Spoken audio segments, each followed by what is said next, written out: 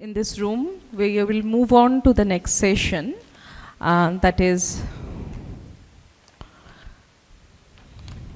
the B2B Roundtable by CtrlS Datacenters. You are probably aware of their new data center in Kolkata. So we have with us Mr. Amit Singh, Senior Vice President, CtrlS Datacenters Ltd, and Mr. Anil Nama, CIO, CtrlS Datacenters Ltd. So, I'm sorry. Sorry, extremely sorry.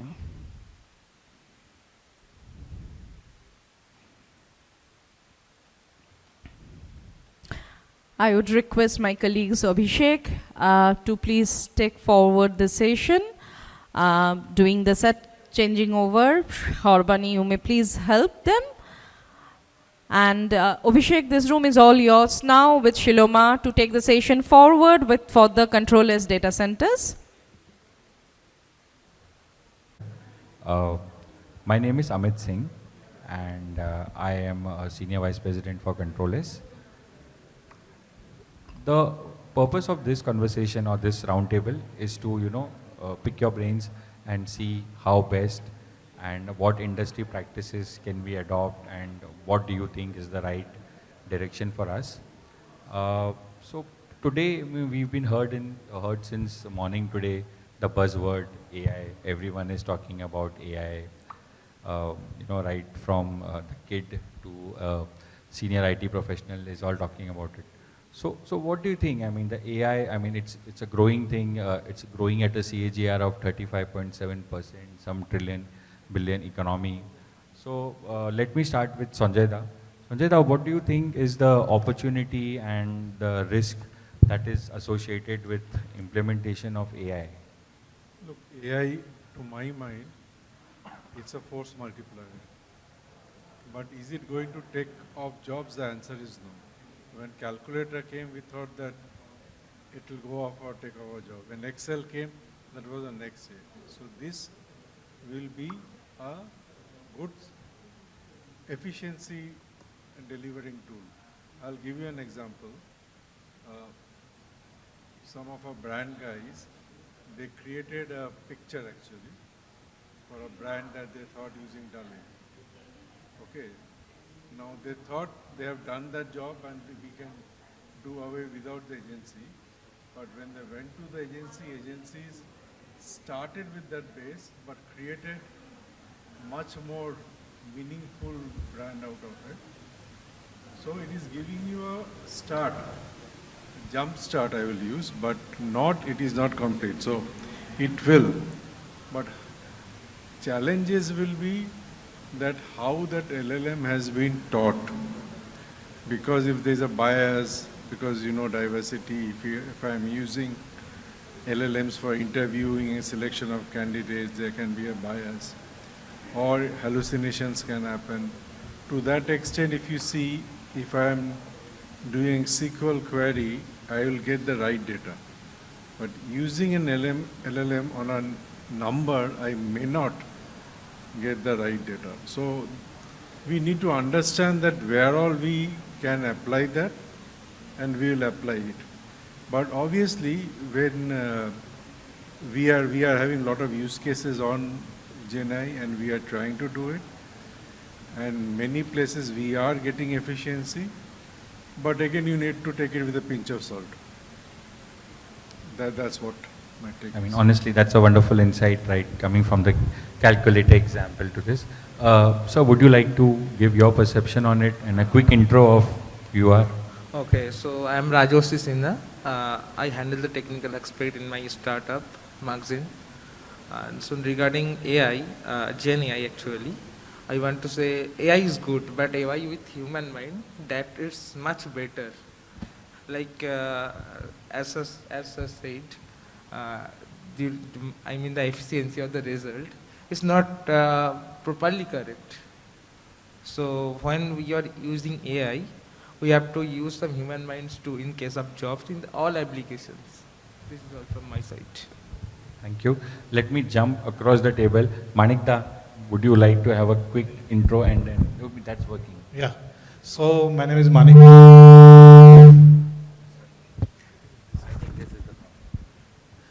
Yeah. So my name is Manik Pal and I'm the CIO for Vikram Solar Limited.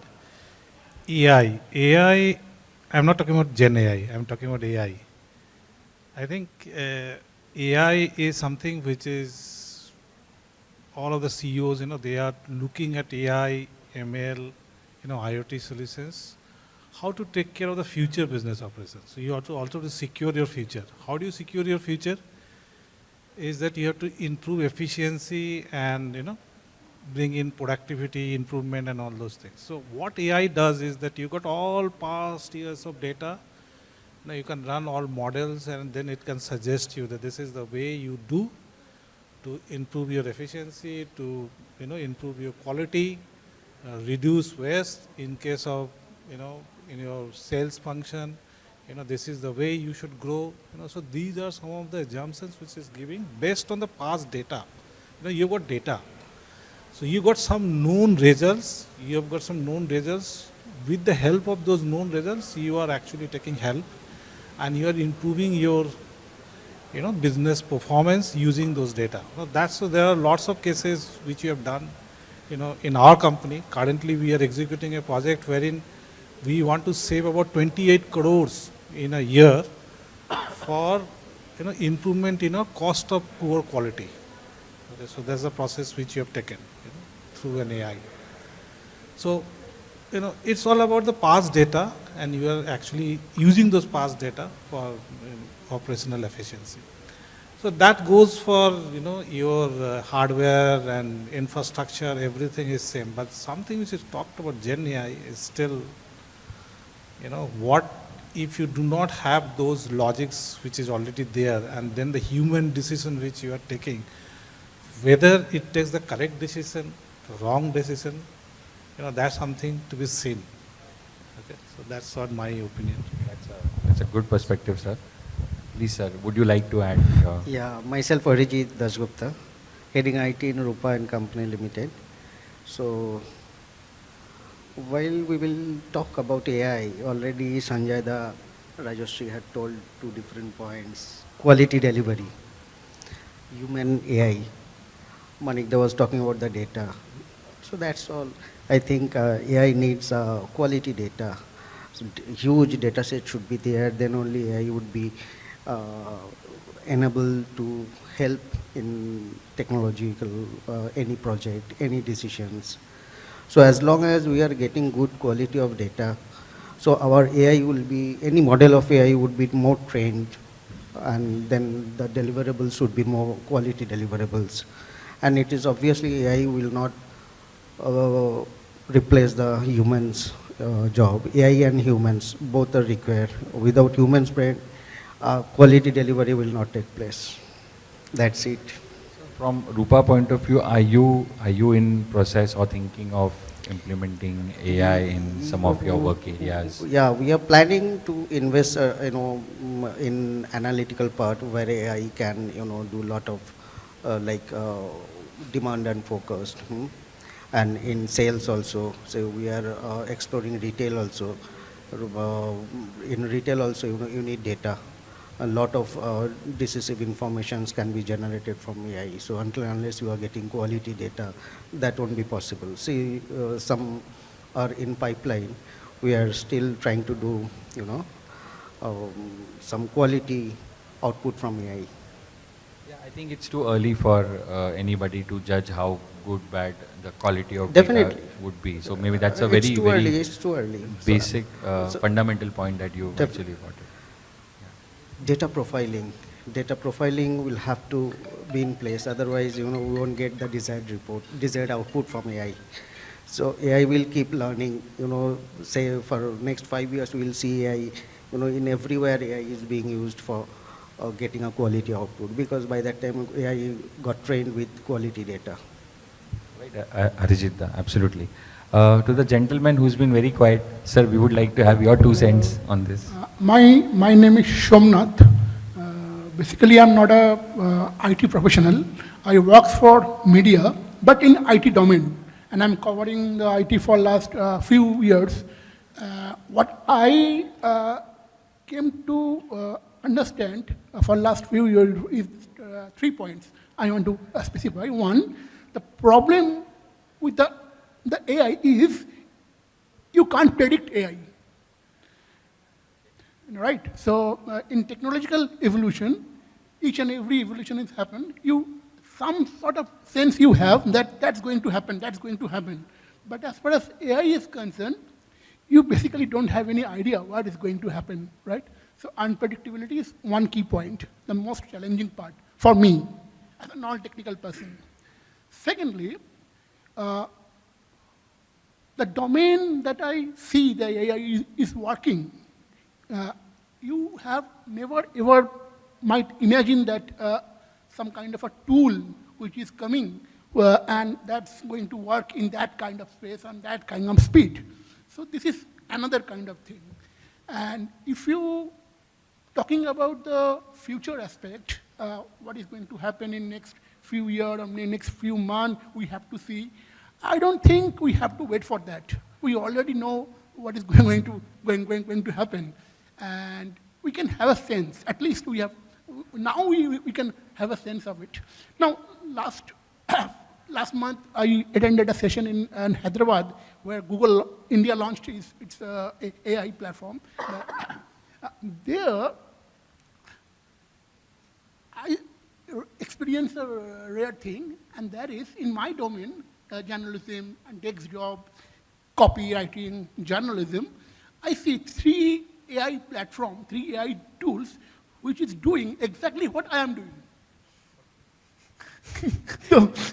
so that's my sum up with the AI. And that can happen in every field, I suppose. Yeah, but then again, what Sanjay Da said about the calculator coming in, jobs didn't go. When the stock markets moved from the physical format to online, I think it only multiplied the market. So I think I somehow resonate.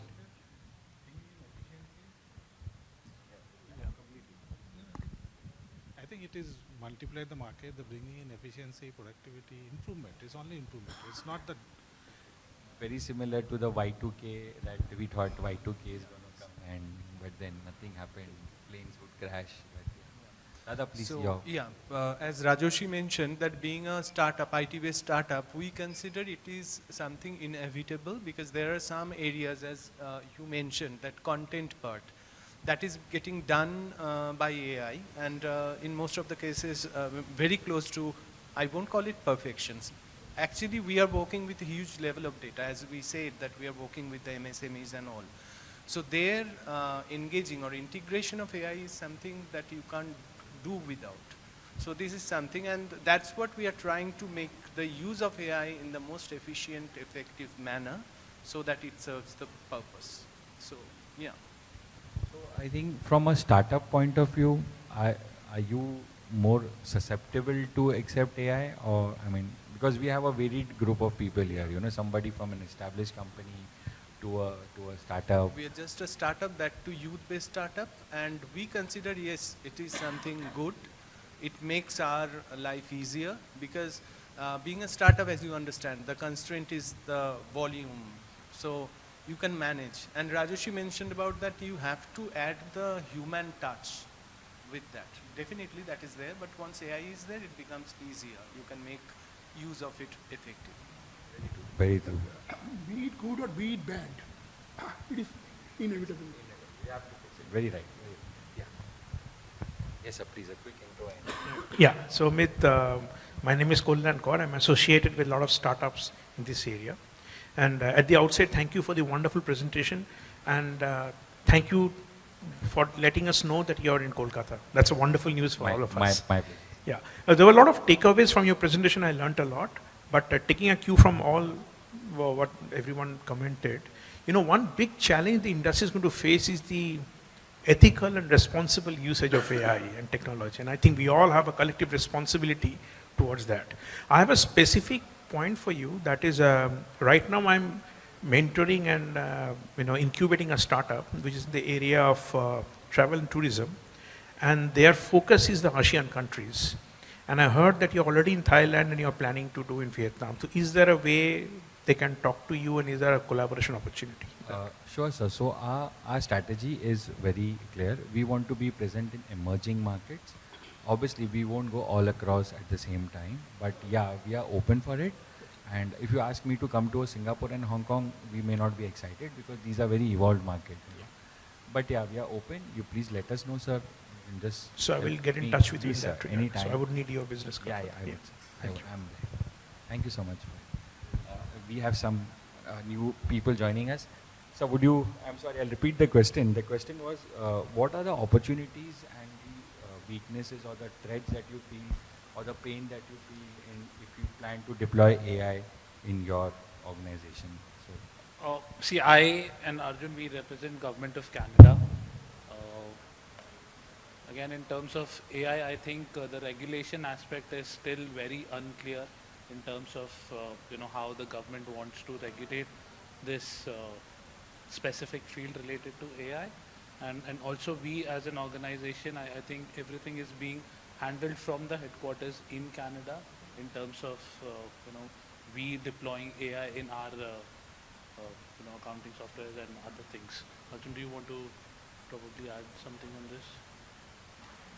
Not really, but the only thing is, what I wanted to highlight is when you talk about the AI hub of North America, the Windsor, Toronto, Montreal corridor is coming up, or is the AI hub. And, while textbooks talk about a US, person as the father of AI, but the godfather of AI is a Canadian, Jeffrey Hinton. So we have three specialized centers. One is the Vector Institute, which is hosted by University of Toronto. Then the other one is Mila, which is hosted by University of Montreal. And the third one is EMI, which is under University of Alberta. So when you talk about the challenges around AI, the main challenge, if you ask me from a very layman's perspective, if you consider the movie Terminator, right? And how the machines took over the lives of people. Now, that is something which needs to be avoided. Another thing is, when you talk about the implementation of AI, there are a lot of talks about using AI in warfare or maybe, ammunition. So that is something which is, that might not be something good for humanity. So these are concerns, but unfortunately, at the moment, as my colleague Abhishek said, there is no legislation to limit to what extent you'll allow AI to control our lives. So that remains a major concern. And I think that concern is across the world. yeah, I think I met Mr. Babul Supriyo last time, so he also had the same concern on the ethical usage of AI, where somebody just recorded and who's not a singer, who's just sang a song and auto-tuned it to any voice. But sir, I think just to add to your point, India is also like the 4% of the world AI startup, around 250 odd are based in India. So I think we are also trying to pick steam in this field particularly. I think we have more people. Let me just, sorry, I'm a little far. So the question is the challenges and the strong points you feel for AI and. Good afternoon, everyone. First and foremost, let me introduce myself. I'm Sanjay Gupta, associated with the corporates for the last 3 decades. The topic in discussion is AI, which is artificial intelligence. I see AI as an enabler, as a go-to tool. And why so? Because I feel that AI is still at its nascent stage. It is evolving, and AI only powers itself from the data which is fed into it. It does not generate or create data. The job of generating or creating data is by us or the human beings. Let me give a very simple example and put it in perspective. If a lawyer wants to put a draft of a legal notice into AI, the AI in the next couple of minutes is going to shoot a draft. But will that suffice? Will AI meet the 100% need of its customer? No. The reason is AI is a collection of data which it draws from the information highway. which may suit specifically to that person or may not suit. It's the role and responsibility of that individual to actually curate that draft to its need and requirement. I think the explanation is very simple. AI is just a tool. It will do what you ask it to do. The refinements have to be put in by us. You know, we may talk about the opportunity areas, the drawbacks. Everything has its pros and cons. The trade-off is purely our choice. Thank you so much. Thank you so much for that perspective coming in. Sir, would you like to please? Good afternoon. Yeah. So, heartiest congratulations to you for your declaration about the data center here in Kolkata. Thank you. So, I come from an emerging systems integration company called Tech, and one of our verticals are definitely data center build and management. So, we have some exposure in that direction. So, one part, of course, that's an offline discussion. We would definitely like to collaborate and work with you to make things easier for you if that is possible and permissible. But more importantly, you would have done your research around various geographies, various regions, and you are in various emerging economies, and finally you would have taken this decision. So here, in fact, while a lot of work is happening and most of our business still comes from the East, but still obviously there is a lot to do in this market. So you spoke about ROI span of about 5 to 7 years. So is that uniform across all economies? Do you see that kind of workloads here, that kind of critical mass coming here? Because this is a major investment from your end, right? So you would have also understood how this industry is shaping up here. Yeah, I get your question. So I think Anil Nama can maybe jump in. Okay, sir. So let me talk first about AI, what we are seeing. See, as CIO, sir, our whole life, last 10, 12 years have gone in to create that one observability dashboard where I can see right from my application to networks to everything happening. And that is one thing missing even after purchasing right from ServiceNow to SolarWinds. All of us have purchased all tools. We bought installments of SAP, but still we don't get it. What I feel AI is an answer to that. Is if you see typically information flow is you will have the top 2-3 outages coming to us, or mainly anything going down just in real time. We try to get that information. For VIP users, we try to get the information, but somewhere still that touch gap is there where we feel we are afraid. I believe the large language model is going to overcome that. So instead of looking at a report at a tool when somebody is saying not working, maybe I could query my monitoring tool to say that, guys, is any server down? Or today, are there any users affected in my SAP environment? Or do I have any sales guy not been able to log in? I mean, very simple query and response would not only help us, but would help the business unit heads also. And therefore, try to divide or bridge this gap between shadow IT and main. I feel from an IT perspective, that is what AI ML is. Beyond that, within the business application, as rightly said, it's beyond our control mostly. Coming back to the AI investment, sir, and the uptake of AI investment. We are bullish. Why? Because India leapfrogged internet directly from being a non-user to be a wireless user. We feel that the artificial intelligence that our people are getting, and today also we are getting in terms of Facebook, WhatsApp, Gmail, every place that we use a social network, we are getting that information. So are people adopting to applications which are AI enabled?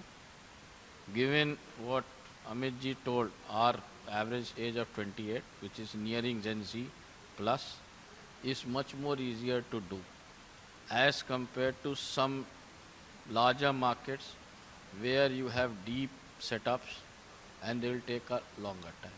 So we are looking at this disruption coming in. We have already seen the government of India doing some of them, like demonetization, like the GSTN.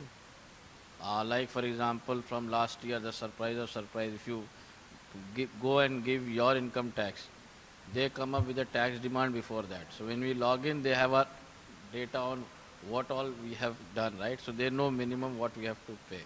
So given that our systems are leapfrogging, We are bullish that India would leapfrog, and India would maybe, and hands crossed, maybe do this at 2x, because as it sets up the new infra to do the export, which is their topmost priority now, the citizen welfare, which is the second most priority, and as things happen around that, we may see that India adopting in basic applications the latest standards. Thank you, Namaji. I think we still have one person who's not. Sir, would you like to please? Thank you. Hello everyone. I am Anutosh Ghosh. I work in Wipro on the e-commerce projects, as well as I am a soft skills trainer. Now, based on the understanding of this AI, I find that AI is definitely one of the opportunities that we have in the current world scenario. The issue that I always foresee is that in what ways we are taking things ahead.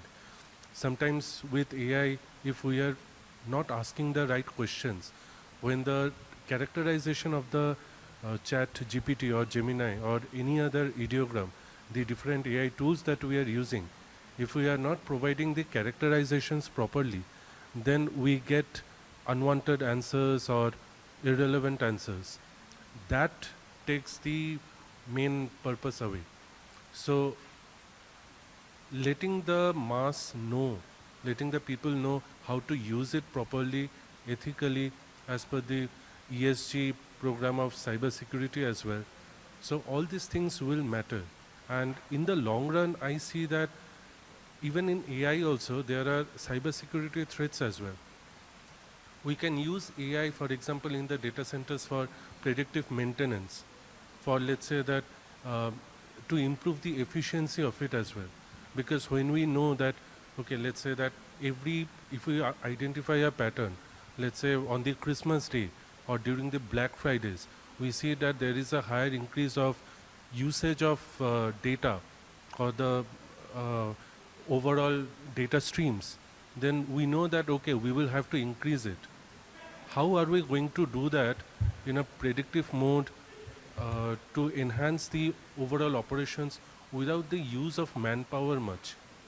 Those things will definitely help us understand and help the overall AI. But at the same time, how are we operating those AI and providing inputs to the AI so that it is not misused? And that's where the cyber threat part also will come. So all of these things together, how we handle it ethically, to a certain extent using generative and a little bit of regenerative as well, all of these things I feel definitely make an impact. Thank you. Namaji, would you like to add some points onto the data center part that Sir just mentioned? So from data centers, we are seeing that the data centers will undergo a transformation. And I mean, as part of the earlier part of the presentation where they said that earlier we did not allow any liquid cooling to come inside, any liquid inside data center. And that is going to change with the, from the HP it was there, right, 1800 watts per GPU. And we have to allow liquid. So what we are feeling is this rack density, which was earlier between 3 to 6, 8, maybe 10 kilowatt, will suddenly go to 30 to 50 kilowatt. And that will make many of the existing buildings redundant. Even purposeful DCs maybe till 2020 may not be able to take that. We are bullish on that. I mean, our whole Kolkata DC is designed above 50 kilowatts. So if we see, I mean, our rollouts of liquid cooling, we rolled out for Kratim in Bangalore. I mean, this room for them handles close to 12 immersion tanks. Each tank, sir, is 250 kilowatts. I remember during my Airtel days, 500 kilowatts was equivalent to 200 racks. Here in this room, they have accommodated 12 numbers of 250 kilowatts, so they are consuming 3 to 4 megawatt of electricity in this room. And that's the kind of heat density which is coming in. The second density which is coming is no longer we can take power from a distribution.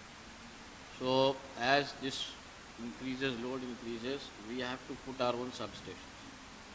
It has happened to us in Mumbai campus. We have put in the IS substation, 500 megawatt. We are directly take 220 kV and then we convert it.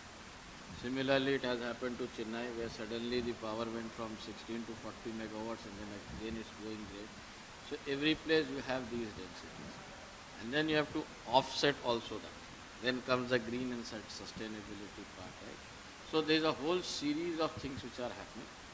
But large format data centers are in, high density data centers are in, and that is where we feel places like Kolkata or for that matter Guwahati or Patna, as Amit ji was saying, this area was always underserved. Now that we have a change in technology, these areas would leapfrog from a data center and application perspective, because as you are putting more and more citizen focus and consumer focus applications, you need to be near. It's a very simple story, right? And that is what we are also bullish on, and that what we feel is the market response to this. Thank you, Namaji. We just have one more person, actually a few more there. Just a quick intro, and I can maybe repeat the question to you. The question was that, what are the possibilities, the weaknesses, and the threats that you feel for AI? Okay. Hello. Yeah, perfect. So I am from HSBC Bank. My name is Amit Rajit. I manage the Eastern India markets here. Again, on the same thread of AI and sustainability, from the banking side, this is a different perspective which we have on the entire take. One is on the sustainability financing, for example. Sustainability financing is definitely the way ahead and the next big thing in the entire markets. And we as a bank have allocated close to $1 billion USD globally from HSBC, which we want to invest in the sustainability financing angle. We are getting green loans certified for buildings and for equipments and for the end use particularly. We had seen similar support from the government on the PSL incentive earlier, wherein any funding to the PSL sector was sensitized for the end customer. As of now, that is not happening on green loans, but we clearly see a change coming in the next few quarters, wherein the green loans will also be subsidized so that both the side, the bank and the customers, get the benefit of that. On the AI piece, we are data is everything in today's world. Be it our customers, be it internally, data is there to stay. Cracking big data through AI is something which we as a bank are doing day in, day out. We are engaging with various platforms to eliminate cybersecurity risks and to refine the data and get to the root cause faster. So I think that is definitely which is going on. And we as a bank, this is again a persona which we want to get associated with ITS companies, AI-based companies, because this is where we feel we can support them and nurture them from the ground level. And we can see the scalability as being their growth partner. So on both sides of it, we are fully there. So these were the 2 points. What a table. We have right from the financiers to the users. And I wish I had a better... Sir, maybe some last few points from you. Would you like